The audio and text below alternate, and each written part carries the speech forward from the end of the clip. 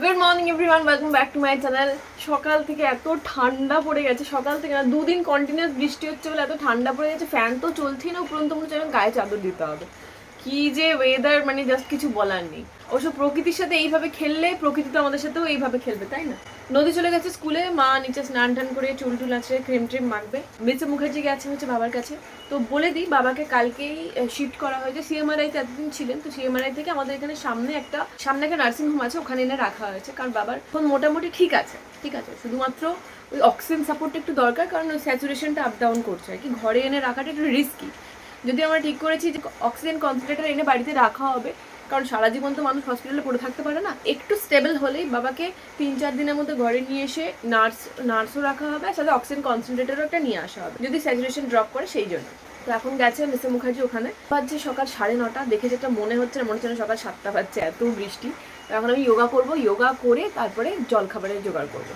Weather কি সকাল থেকে কিন্তু বেশ খারাপ। আপনাদের ওখানেও কি বৃষ্টি হচ্ছে? আমাদের এখানে দেখুন কীরকম কয়েক মিনিট বন্ধ থাকছে, তারপরে কিন্তু আবার বৃষ্টি শুরু হয়ে যাচ্ছে। আর সাথে এরকম বিদ্যুৎ চমকাচ্ছে, আর বিদ্যুৎ চমকানোকে আমি এত ভয় পাই কি বলবো। এবারে ভেবেছিলাম আমার জাম গাছে প্রচুর ফুল আসবে, বাট সেরকম ফুল আসেনি, অল্প অল্পই আসছে। যেরকম দেখতে বড় সেরকম বেশি ফল কিন্তু হচ্ছে না। আর কয়েকদিন হলো যোগাটা নিয়ম মতোই করছি। আজকে একটু স্ট্রেস রিলিজের করছি, কারণ আমাদের এখন সবারই প্রচণ্ড স্ট্রেস যাচ্ছে। তো এটাই সব থেকে পারফেক্ট সময় একটু স্ট্রেস অ্যান্ড অ্যাংজাইটি রিলিভের জন্য যে যোগাগুলো থাকে সেগুলোই করছি। আপনারা অনেকেই জিজ্ঞাসা করছেন যে আমি কোন চ্যানেল ফলো করি। আমার ভিউয়ার্সের মধ্যে কিন্তু 80% মানুষজন জেনেই গেছেন আমি সাত্বিক যোগার চ্যানেলটা ফলো করি।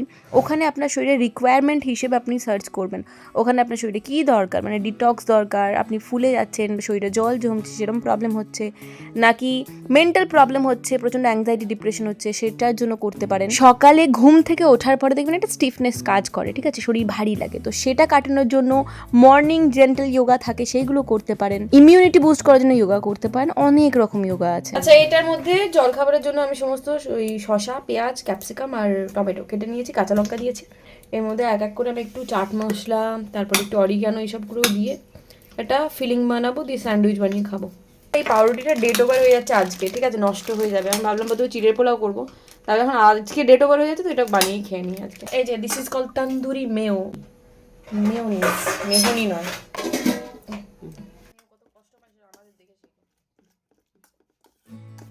এগুলো বড় সাইজের পাউরুটি, মোটামুটি ওই একটা করে খেলেই হয়ে যাবে, মানে একটার উপর একটা চাপাবো তো হয়ে যাবে আমার মিস্টার মুখার্জি। এমনিতেই অনেক দেরি হয়ে গেছে, ভাত খাওয়ারও সময় চলে আসবে। আমরা এমনিতেই ব্রেকফাস্ট একটু দেরিতেই করি, মানে সকালবেলা ঘুম থেকে উঠেই ওই ব্রেকফাস্ট করা আমার দ্বারা হয় না, মানে আমাদের কারোর দ্বারাই হয় না। একটু হালকা ফুলকা চা বিস্কুট খেলাম, মাঝখানে 1.5-2 ঘন্টার গ্যাপ, তারপরে হালকা হালকা খিদে পেলে তখন অল্প কিছু একটু ব্রেকফাস্ট করে নিলাম আর কি। আর এদিকে বানাচ্ছে পুডিং, ঠিক আছে, দুধ দিয়ে। প্রথমে চিনিটাকে আগে গলাবো। এই ব্যাপারটা খুবই ডিফিকাল্ট একটা ব্যাপার, ঠিক আছে। অনেকে লাইট ক্যারামেল করে, অনেকে ডিপ ক্যারামেল করে। আমি একটু ডিপ করবো, খেতে ভালো লাগে।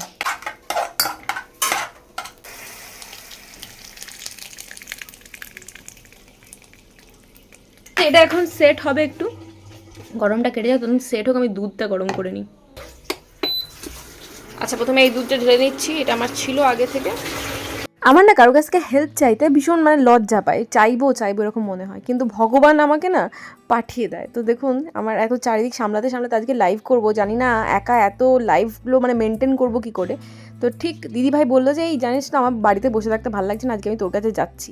তো এই সময় একটু কাজ করার মতো লোক পেলে ভালোই লাগে, আর কিছুই না। দিদিভাই আসছে হেল্প করতে। তরকারি আর রুটি না করে আমাদের রামু কাকা খাচ্ছে কাঁধে গামছা নিয়ে। রামু কাকাই হয়ে গেছি, চতুর্দিকে মেয়োনিজ লেবড়ে। আমাদের অবস্থা এখন কানাই দেওয়া তরুদির মতো, মানে আমরা আমি আয়নাতেও মনে হয় দেখিনি নিজেকে কতদিন, তার ঠিক নেই। মানে ওই সকালবেলা এসে যে মুখে কিছু একটা লাগিয়ে দিয়ে ব্যাস হয়ে যাচ্ছে, যে সেই রাত্রেবেলা মানে কোনো দিন মুখ ধুচ্ছি, কোনো দিন মুখ ধুচ্ছি না, ওই অবস্থায় শুয়ে পড়ছি। কোনটা আমরা যে ইচ্ছে করছিল ওয়েদারটা দেখে যে সামনে কোথা থেকে টুকটুক করে ঘুরে আসতে, সুলতাদি এখন আছে, বাট ভাবছি দেখি কি করা যায়। আজকে সুলতাদি আমাদেরকে যে প্রথমবার আলুর পরোটা করে খাওয়াচ্ছে। আর খাওনি? না, আমি নিজেই করেছি। তুমি কোথায় করেছো? তুমি করে খাওয়াওনি। খাইছো? তাহলে আমি ছিলাম না বোধহয়, দাদাদেরকে করে খাইছো। না না তুমি ছিলে। হ্যাঁ ছাতার মাথা ছিলাম, বললাম যে তুমি যদি একটু ভালো করে আলুর পরোটা করে খাতে পারি। দেখুন আলু পরোটা বেলছে, আমাদের এখানে ফুল অফ ক্যালোরি যাচ্ছে। ঠিক আছে, কাস্টার্ড পাউডার দিয়েছি, মিল্ক মেড দিচ্ছি, এটা দিয়ে পুডিং হবে। নো চাপস অ্যাট অল। সব কিছু একসাথে মিক্স করে নেবো, মিক্স করে আমি ভাপে বসিয়ে দেবো। আহা কি ভালো গন্ধ ছাড়ছে। কি করবো? কে? না না, পুডিং পুডিং। দেখতেই পাচ্ছেন এটা পুরো সেট হয়ে গেছে। দেখুন এটা নড়ছেও না চড়ছেও না, এটা সেট হয়ে গেছে। আর এর মধ্যে আমি যে দুধটা করে রেখেছি ওটা দিয়ে দিচ্ছি। একটু ধরে ধরে গেছে, বাট এটা খেতেও না ভালো লাগে পুডিংয়ের মধ্যে, তো এটাও মিক্স করে দিচ্ছি এর মধ্যে। এবার এটাকে বসিয়ে দেবো ভাপে। এটাকে এর ভিতরে চাপে একটা সাঁড়াশি চাপা দিয়েছি। পুডিংটা হোক এখন 15 মিনিটের মতো।